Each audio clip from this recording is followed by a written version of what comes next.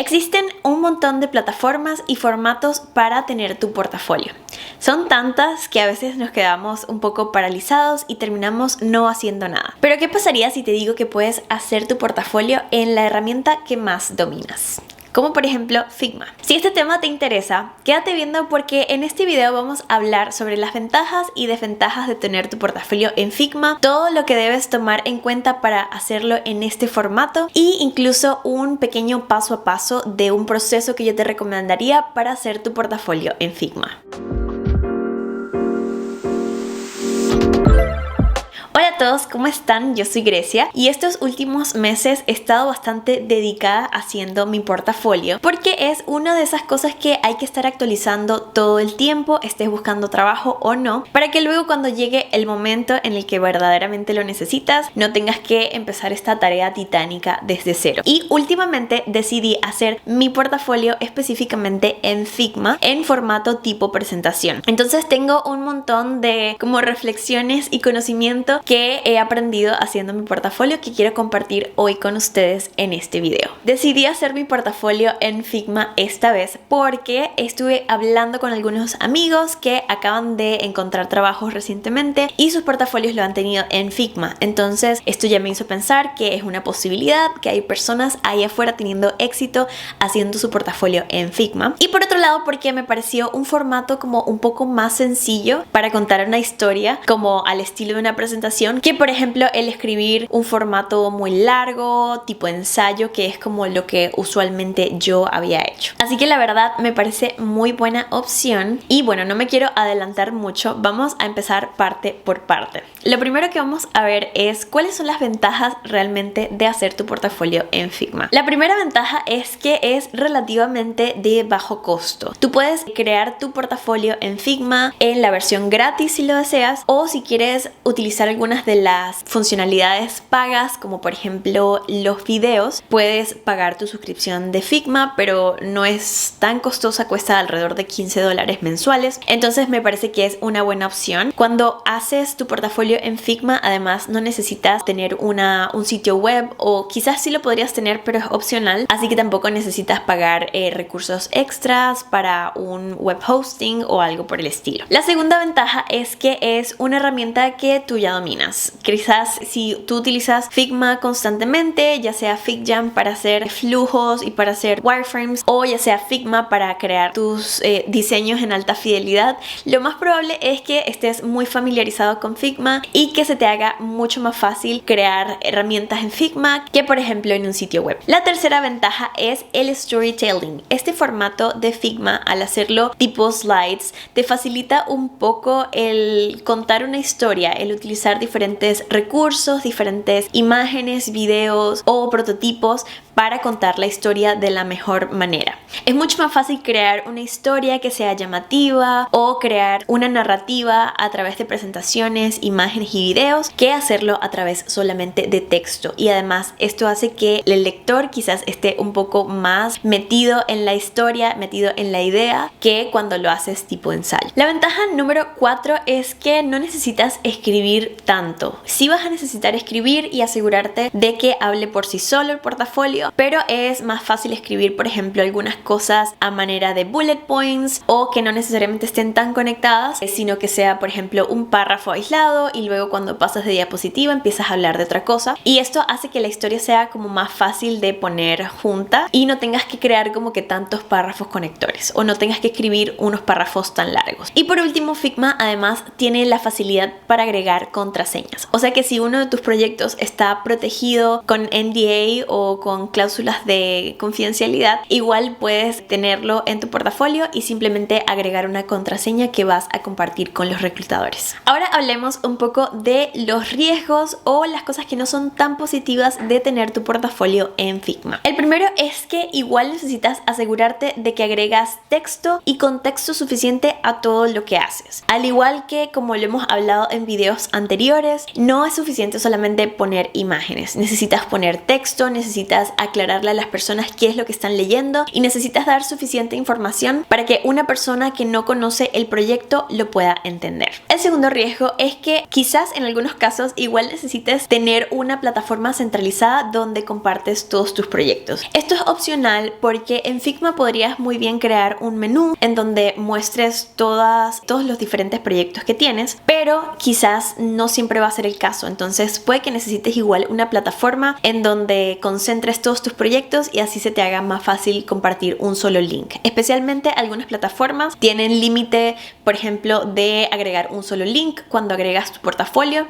Entonces esto es algo que debes tomar en cuenta. Y el riesgo número 3 es que no es muy responsive dependiendo del formato de diapositiva que hagas, pero generalmente son diapositivas un poco horizontales, entonces quizás no va a ser lo más práctico para ver en un teléfono, sino que va a ser más orientado a verlo en un dispositivo un poco más grande, una tablet o una laptop. Sin embargo, pues quizás normalmente el flujo que tienen los reclutadores es que están en su computadora viendo los proyectos. Esta es mi presunción, pero bueno, es algo que también puedes tomar en cuenta. ¿Qué debes tomar en cuenta cuando estás haciendo tu portafolio en Figma? Lo primero es tomar en cuenta también los tips anteriores que ya he dado en otros videos. Ya tengo como 3 videos en mi canal en donde he hablado de diferentes temas sobre los portafolios, que igual voy a tratar de dejarles todo en la descripción para que lo vean, pero es importante tomar en cuenta todos los tips que ya hemos hablado, como por ejemplo contar tu historia, contar tu proceso, contar el porqué de las cosas y el porqué de las decisiones que se tomaron, agregar tu impacto. Todo este tipo de detalles siguen siendo completamente relevantes hoy en día y es importante que lo agregues en cualquiera que sea tu formato de portafolio. El segundo tip que debes tomar en cuenta es que tu portafolio debe entenderse por sí solo. Es decir, debes agregar suficiente contexto para que el caso de estudio se entienda y para que un reclutador o un hiring manager lo pueda leer y entender sin necesidad de que tú lo estés narrando. El tercer tip es aprovechar lo visual. Aprovecha que en Figma puedes agregar imágenes, puedes agregar prototipos, puedes agregar diferentes interacciones y aprovecha al máximo esta herramienta para que puedas hacer el proceso como un poco más audiovisual. Incluso si tú te destacas, por ejemplo, en Motion, quizás puedes agregar como pequeñas interacciones o pequeños videos que expliquen las cosas que tú hiciste. Es importante explotar al máximo el formato. Sin embargo, cuando vayas a agregar interacciones, toma en cuenta que una persona va a interactuar con este portafolio por sí solo. Entonces evita crear interacciones que estén como muy ocultas o que sean difíciles de entender. Por ejemplo, evita agregar scrolls horizontales que quizás no sean como tan intuitivos para un reclutador utilizarlos. Y ahora hablemos sobre el proceso para crear tu portafolio en Figma. Y aquí yo te voy a contar exactamente el proceso que yo utilicé y que a mí me funcionó para hacer mi portafolio. No digo que este sea un proceso universal que todo el mundo debe utilizar, pero quizás si se te está dificultando un poco crear tu portafolio, estos pasos que te voy a mostrar te pueden ayudar a hacerlo como de manera más fluida. El primer paso sería escribir tu caso de estudio. Y ya hice un live stream en este canal en donde en vivo fui llenando paso a paso una plantilla que yo creé y les compartí en este video para poder contar toda la historia de mi caso de estudio. Entonces, si no han visto ese video, definitivamente vayan a verlo para que también tengan ese contexto de cómo debes empezar a escribir tu historia del portafolio. Luego, una vez que tengas ya lista tu historia, es importante que empieces a planificar los slides o que empieces a planificar cómo vas a contar esa historia. Y para eso yo les recomiendo mucho utilizar un recurso que seguramente ya conocen y es una libreta de notas y un lapicero o un lápiz y empezar a dibujar las diferentes maneras en las que podrías comunicar la historia que ya escribiste. Y esto es demasiado parecido a hacer, por ejemplo, un wireframe, porque lo que tienes que hacer es simplemente hacer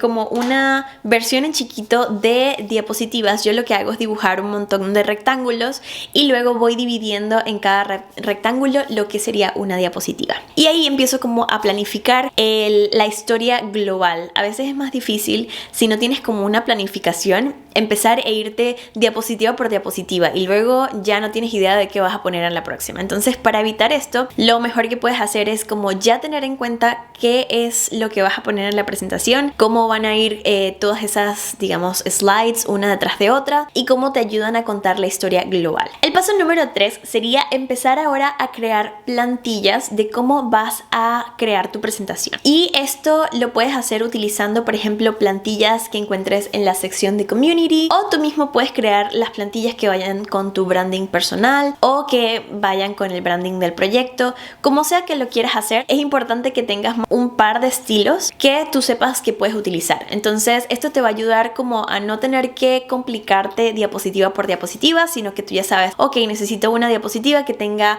principalmente texto, necesito una diapositiva que tenga texto e imagen, necesito una que sea una imagen pantalla completa, y tener estos recursos ya listos va a hacer que cuando empieces a trabajar en cada diapositiva se te haga mucho más fácil simplemente copiar, pegar los recursos y cambiar el contenido. El paso número 4, ya que tienes primero las ideas de lo que vas a decir y ya tienes las diapositivas, es empezar a redactar estos párrafos o empezar realmente ya a crear diapositiva por diapositiva. Y aquí lo que te recomiendo es que escribas primero a nivel de ideas. Por ejemplo, en este párrafo quiero hablar sobre el espacio de problema, el problem space. Entonces lo que haces es decir, bueno, existe este problema en el mercado y en mi compañía lo estábamos solucionando de esta manera, pero este recurso no estaba funcionando por esta razón. Entonces aquí ya tienes más o menos 3 ideas que puedes empezar a desarrollar en un párrafo. Esto va a hacer que sea mucho más fácil para ti escribirlo, que a veces como tratar de escribir un párrafo y no sabes ni siquiera qué es lo que quieres decir.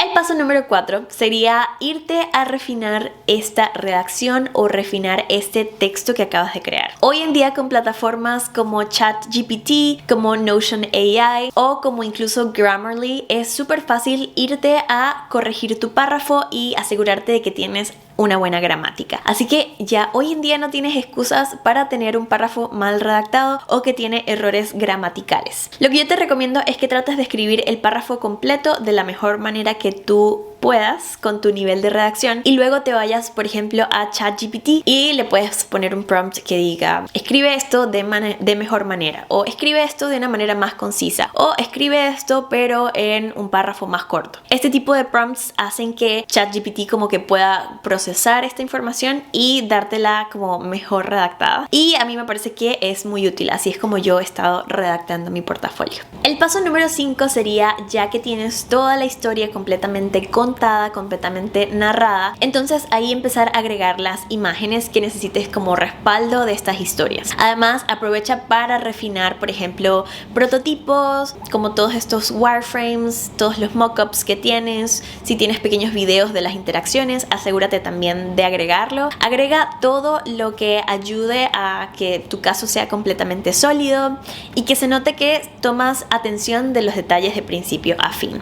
Así que te recomiendo que también analices que no tengas errores ortográficos en tus prototipos, que además tengas atención al detalle y te asegures que todo esté bien organizado, con las distancias correctas, que todo se vea muy bien. Y ya por último, el último tip sería que vayas a compartir tu portafolio, lo compartas a diferentes amigos, lo compartas a diferentes colegas, lo compartas a diferentes mentores que puedas llegar a tener para recopilar feedback sobre tu caso de estudio. También te puede ayudar compartirlo con personas que no están en la industria, porque igual tú necesitas que tu caso de estudio se entienda para, por ejemplo, un reclutador que no está tan empapado con todas las metodologías y con todo lo que se hace en la profesión. Entonces es importante que recibas feedback y que incorpores lo que consideres necesario o lo que consideres positivo para tu proyecto. Yo lo compartí con diferentes personas allegadas a mí y la verdad me dieron feedback muy valioso que me ayudó a mejorar mis casos de estudio. Y bueno,